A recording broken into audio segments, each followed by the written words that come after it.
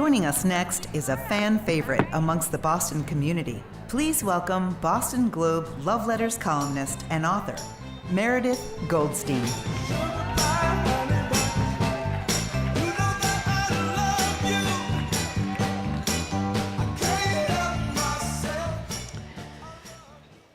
Hello, everyone. I'm so excited to be here, partly because I get to wear this microphone on my face, which makes me feel like Britney Spears. Anyway, for those of you who don't know me, I'm Meredith Goldstein. I am the writer and creator of Love Letters, the 9-year-old love advice column in the Boston Globe. If you've never read it, Love Letters runs 5 days a week online and 4 days a week in print, including in the Sunday magazine. I need to tell you right off the bat, it is not a Sex and the City style column. Usually when I go to another city, or let's say I'm at a party in town, I'll explain what I do. I say, oh, I write a love advice column, and people say, oh, so you're like the Carrie Bradshaw of Boston. And then I have to sigh and disappoint them, because from what I remember of that show, Carrie Bradshaw dates a lot. She has a lot of sex with very attractive men. She wears stilettos. And I am incapable of doing most of those things. What I like to do is to be in pajamas and watch Buffy the Vampire Slayer in my apartment. I cannot walk in stilettos, that is for absolutely sure. So what I do is much more like an old school advice column. Ann Landers, who's my absolute hero, Dear Prudence, people write in questions, I give an answer. And some of the topics that I deal with are dating fatigue, which for many of you in this room probably have experienced it, which is that there's so many ways to date nowadays that you could be dating all the time. You could be on Tinder right now. So I'm sure some of you are. So a lot of times people get exhausted and don't know when they're allowed to stop. Another problem is an age-old problem, infidelity. Keeps people like me in business. Snooping is another problem. And the most timeless question, which after 9 years I continue to get every day, which is, how do I get over a breakup, which we're going to get back to. Today I want to talk to you about what I've learned from this column, writing this column, and from creating this brand, which I think is important for this room. So how does one become an advice columnist, you may ask? I've always been someone who loved to talk about problems, loved problems in particular. I grew up with a single mother in an all-women household, and my parents got a divorce right at the time that I was about to hit puberty. So if you can imagine, my sister was already dating. She was 4 years older, and my mother and I started basically dating at the same time. So she would come home from dates, and I know she really would try not to parentify me, right? She'd try to keep the details to herself. But we were in the suburbs, and she didn't have a lot of people around her who were her age. She was also a piano teacher, so she was constantly surrounded by teenagers. And she'd come home from her date, and I would say, okay, just tell me everything about it. And she would say, okay, thank God. So we would talk about dating, and I learned what it was like to do this as an adult and how it was kind of similar to what it was like as a teenager. And when I got older, I really wanted to hear from my friends. I wanted to hear all about their first dates, their breakups. I like to compare. I just really like to process this. At the same time, as I was getting older, I really loved journalism, which wasn't a surprise because it's another time that you can ask people a million questions as part of your job. So I wound up going to Syracuse University, where I became the 7th female editor-in-chief of a 100-year-old college newspaper. I'd like to think that there have been many more women who have run that paper since then, and I think there have, but even then it was a very male-dominated industry and college major. And then, after I left Syracuse and worked at the Providence Journal, I got a job at the Boston Globe. Yes, applause, applause. So just to put it in perspective, I was hired in 2002, right after the Globe had published all their stories about the Catholic Church. It was right after the Spotlight Team investigation. And showing up as a 25-year-old to work every day at the Globe, it was overwhelming. I felt like I had won the lottery. It was absolutely a dream come true. But my hope was not to join the Spotlight Team. What I really wanted to do was write about relationships and the way we live. Entertainment, nightlife, arts, who we saw when we went out at night. So when I got going at the Globe, trying to write about this, it was a very weird time. Some of you might not be old enough to know this, but when, or remember, but when Facebook started, it was not for all of us. It was for college students. And there was a brief moment in time where you could not, people were dropping their landlines. I'm dating myself, so get ready. People were dropping their landlines, yet they could not be on Facebook. So I remember one of the first stories I wrote about social trends was about how you could go on a date with someone and delete their phone number and never be able to find them again. Now, of course, we have the opposite problem. We can never get rid of these people, right? So that story seems completely dated, but these were the types of stories I was writing. I remember I wrote a story about text messages. I remember writing a story about how high school reunions had ceased to be fun because of Facebook. You know, the early high school reunions, you didn't know what people were going to look like, and all of a sudden you knew what their children looked like and, you know, what their husbands' first names were. So it was just a really interesting time to start analyzing how an internet culture was affecting our personal lives.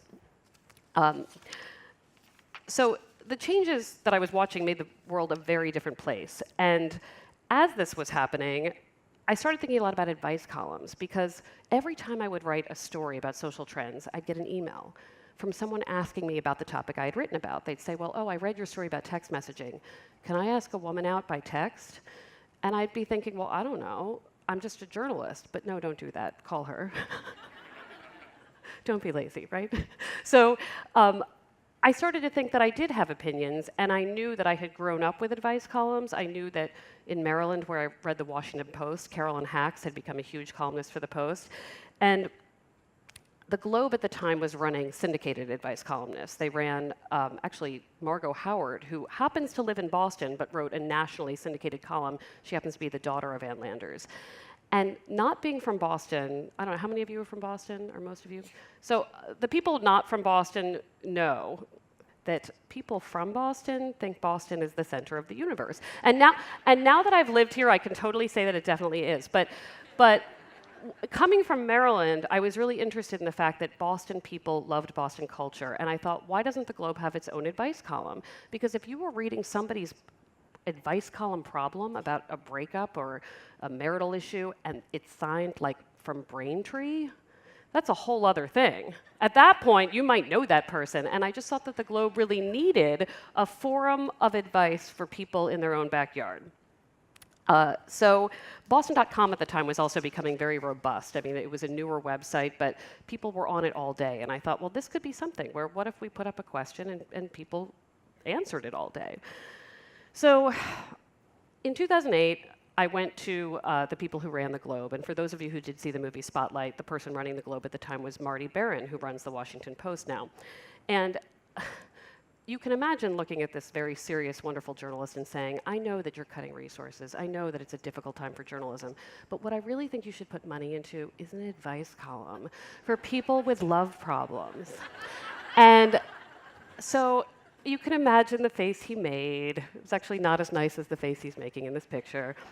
And he said, why? And I said, when we look back at the media and we look to see the way we lived, sure, we look at the news, but we also look at these stories about our personal lives, and it becomes a moment, a time capsule of how we interacted in the world. It was a very passionate speech. I believed about 98% of it. The other 2% was just drama. But what he said to me was, you can do this. Go ahead and do it as long as you keep doing the rest of your job, which is often how wonderful ideas start. So I said yes to that, and in 2009, Love Letters was born. So this is the very first letter. It was from a woman who said she was desperate in Rockland. Sometimes we are desperate in Rockland. It happens to the best of us. And one of the most amazing things was that, like, we said, oh, we're going to do this advice column. Readers, send me your problems. And no one asked about my qualifications. No one asked who I am. They, like, immediately just started sending in their problems as if they had been, like, waiting for this. So, and in this particular letter, the woman tells me that she has a long-distance relationship with a person who just doesn't let her in. And by not letting her in, one of the things he didn't let her into was he would not show her his feet, his bare feet. And I said that she deserved someone who would show her his feet. It's clearly what she wanted. So for those of you who are wondering what qualifies me to give advice to random strangers, nothing. I'm not a psychologist. most people who write advice columns have a background in writing and reporting. That, you know, these, if you are someone, I mean, there are probably many people who work, who have worked with the mental health profession over the years. Those are not the people who will tell you what to do after reading a 200-word letter. It's people like me who do that. So it's really just a long tradition of writers with opinions doing this. I will also tell you that very randomly, a lot of Jewish people do this. One of the first talks I gave, somebody raised their hand and said, "How come all advice columnists are Jewish?" And I was like, "Oh, are they? I did not know." And I wasn't raised with much religion, but I was raised very culturally Jewish. And when I think about it, it is a culture of asking why, right? This is why Jewish holidays last for like hours and hours and hours, because we're like, why do we eat this matzah, right? This is what we're going to be doing in a week or so. So we are trained and programmed to ask why. That's my guess. So I want to talk a little bit about some of the trends I've seen over 9 years of writing this kind of column, because you do see trends and you do start to make generalizations because you get so many letters and run 5 a week. So from day one, the biggest trend is snooping. I would say that about 30% of my letters involve phones, social media, technology in some way. Now, the snooping can be as simple as just watching your partner's Instagram feed to see where they're going, what they're doing, but it can also be as complicated as breaking the law and violating someone's privacy and cracking the code. And I have complicated feelings about snooping, but I really, there's a commenter on the website who believes that if you want to snoop, you should just do it. Because eventually you'll get sick of it. I can't say that I'm in that camp, but I really try to tell my readers that people used to have privacy, and I feel like we're still entitled to that.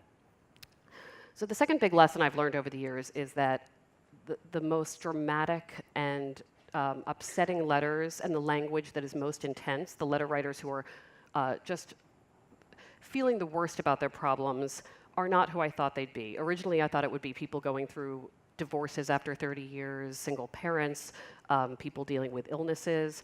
It happens, these letters, these horrible letters, happen to come from employed, attractive, talented, healthy 20-somethings.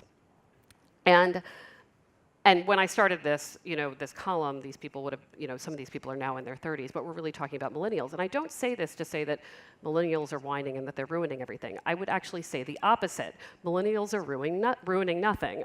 They are actually helping everyone. And I think we've seen over the last few days how younger people can pretty much change the world. What I realized from the column and having a younger group of friends was that this is really the first generation of people who have always had too much context. They've had the ability to compare their lives because of social media, because of Facebook, to everyone around them. So back in the day when I was thinking about my love life or my work life, I pretty much only had my friends to compare it to, maybe television. These people are constantly, many of you in the room, you're constantly, you grew up having to compare what you were doing to everyone else. I remember a Globe intern who was doing so beautifully well saying to me in her 20s, "Yeah, but I can see all day people getting jobs in New York. I can see all day that there are peers publishing books." And I completely understood in that moment why the letters I was getting from people in this age group were so intense. So what I try to tell my commenters is, please do not dismiss these letter writers. Often we'll get commenters who say, "Oh, you think being single at 25 is hard? Wait till you're 45. Wait till..." And what I want to say to them is like, when does it count, right? Well, I'm sure the 65-year-olds are looking at the 55-year-olds and saying, "Honey, you don't even know," right? But it all counts. And when we think about the experiences we had in our 20s, any of us, we know that they led us to where we are now. So a big piece of advice about giving advice is to have empathy for people who are younger and to understand that this is a generation that is overly thoughtful. I haven't found them to be entitled at all. Another one I would say is that I really thought that I'd get a lot of sickness and health questions because that's what we talk about at weddings. Like there's like, "Oh, I promise to take care of you." I get a lot of letters about health, but they're not from couples. There are many people living with chronic illness who are single and trying to figure out how to date. And that is a fascinating question. I've learned so much from letter writers who talk to me about what it's like to navigate especially online dating and dating on apps when they feel like they have something to reveal. So often when people bring up sickness and what role it has in an advice column, I say it's actually not about the partnership and caretaking aspect. It's about people defining themselves when they come to the table to date. So that's been very interesting. You will not be surprised to know that a huge number of letters I get are about the workplace.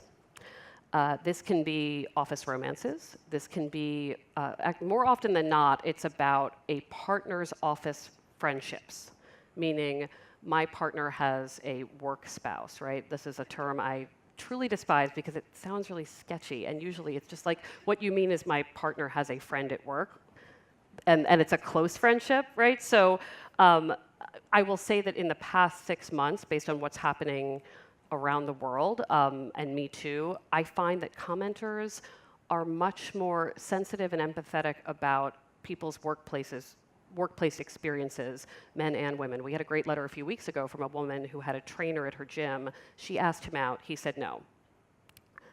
She was then saying, now I'm avoiding him, I'm shunning him, I don't want to, I'm going, but I'm giving him dirty looks. It was really interesting. The comment section was full of people saying, this is his place of business. Like, he didn't have to go out with you, and you have to make him comfortable in his workplace or not go at all. And I just thought the tone of those comments had changed quite a bit in this new culture. Moving on from there, gender, from day one, there's so much, like, I'm waiting for like a gender studies department to do a whole paper about love letters because there's so much to say. People make so many assumptions about the gender of letter writers based on what they read. If someone writes in and says, my girlfriend broke up with me and I'm devastated, people will say, man up. People call the letter writer a Nancy boy, which I actually had to Google.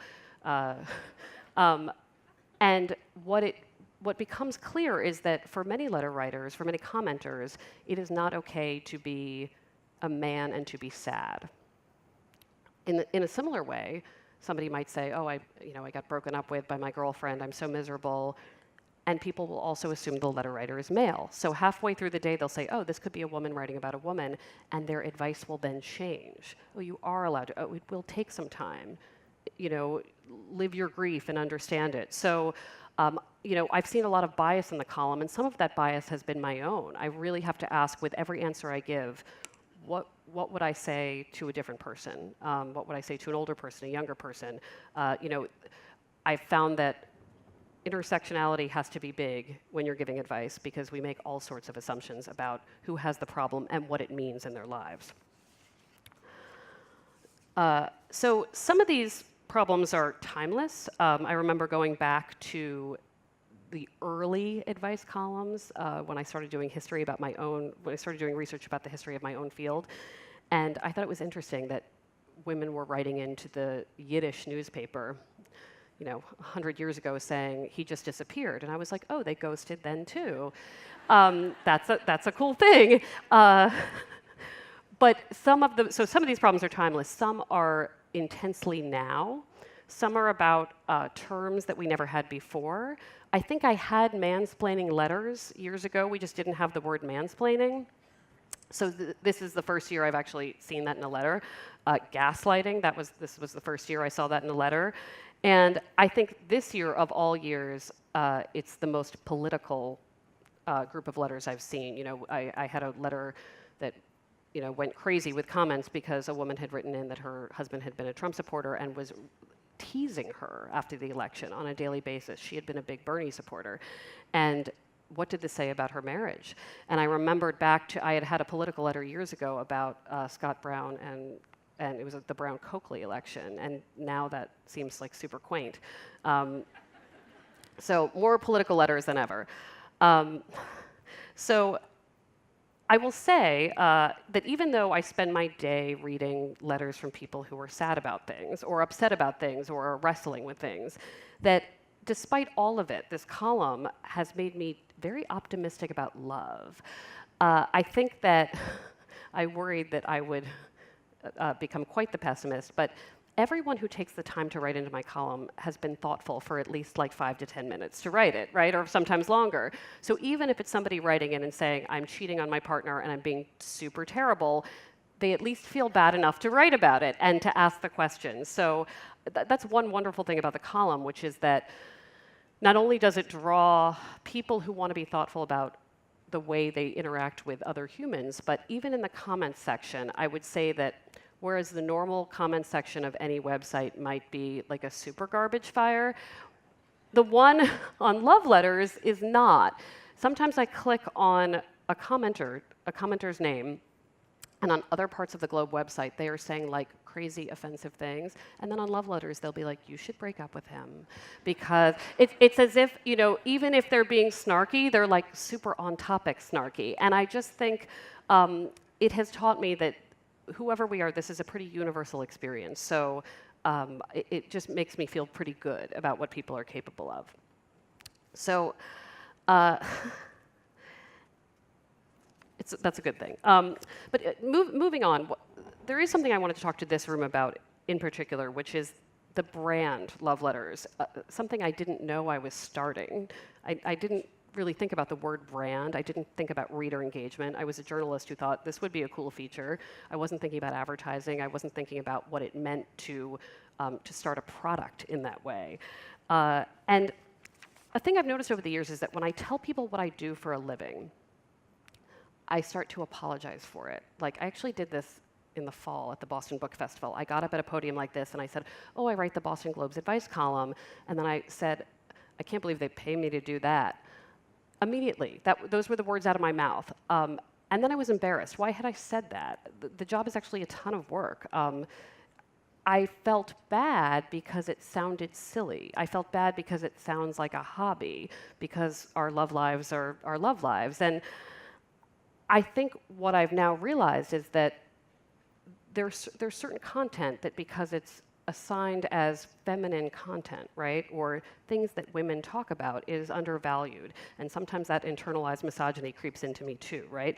This happens very much in the book publishing industry, which is that people who work in books often know that the people keeping on the lights are romance novelists and mystery novelists. This is because people who read romance and mystery novels buy so many books a year. They read one and they buy the next one immediately. But we all know that a more predominantly male mystery novel industry doesn't get belittled. The romance novel industry, which deals with a very similar formula, is often a punchline, right? So this is another piece of evidence that, you know, when you write work that is often by and for women, it becomes something to make jokes about, apologize for, or forget in general. Clearly, though, it's making money. So I think about that a lot at the Globe, because no one in the sports department has ever apologized for what they do, at least not to me. I've never seen Dan Shaughnessy say to me, like, I know it's just sports. Hasn't happened to me. I will also say that I've noticed that people get compensated differently based on the kind of content they cover. When my sports writer friends show up on TV, on the radio, to be an expert, they are compensated by the minute. When I am asked to talk about love advice, to talk about trends, when I'm asked to talk about the arts because I write feature stories, usually there is no compensation, and I've never thought much about it. It's like, good for your brand, they'll say, right? So it makes me think a lot about who determines the value of this content and how they do that. This became really relevant to me when it was decided that I should try to pitch a book based on the Love Letters column. I have to say that this was actually Linda Henry's idea, and she was like, you should write a book. And I was like, really? And talk about women sponsoring women. She was like, yes, go do that.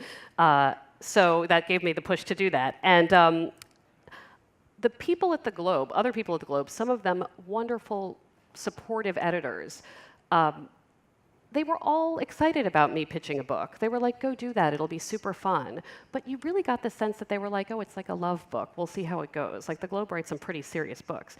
And what happened was that when I went to publishers, they were very interested. They wanted to hear about an advice columnist who got dumped right before she started her column.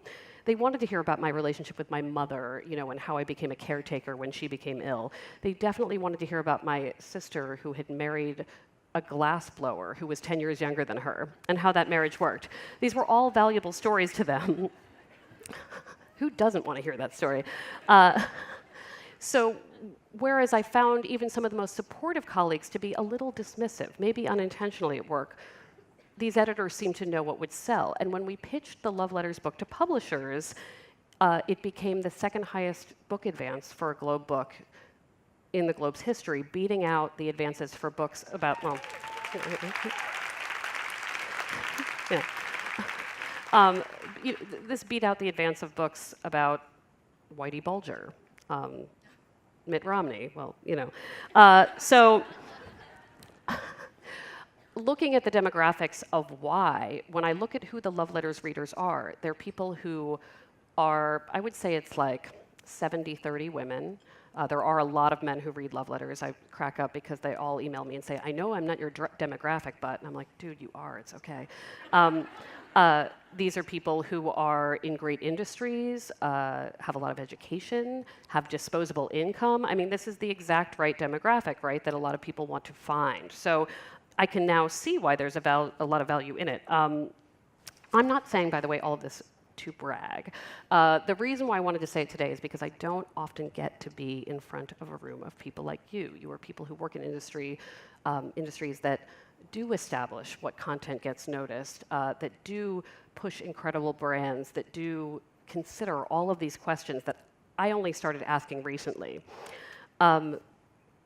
So it's really a dream to be here, because as I start to push this book and as we launch a new Love Letters podcast, which actually drops its second episode tomorrow, you'll notice that out there it asked, what's the best way to get over a breakup? For the first season of this podcast, we're trying to decide if there's a best way to get over a breakup. And we have really fun stories from all different kinds of people about how they recovered from this kind of thing. But as I begin to push these products, my promise to myself is that I am not going to apologize for any of it, and that I'm going to be proud of it, and that I'm going to remind other people like you and all the people who write to me and say, I know I'm not your demographic, but that, that if you are alive and have a feeling, you probably are my demographic.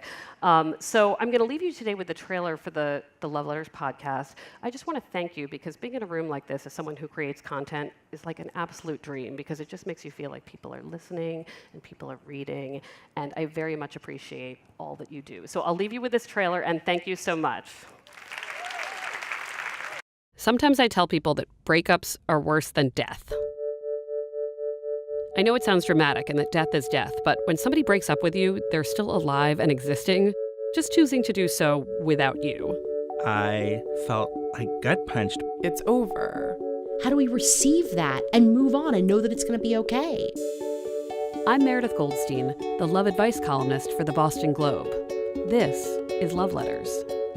There's one question I have never been able to answer. How do I get over a breakup?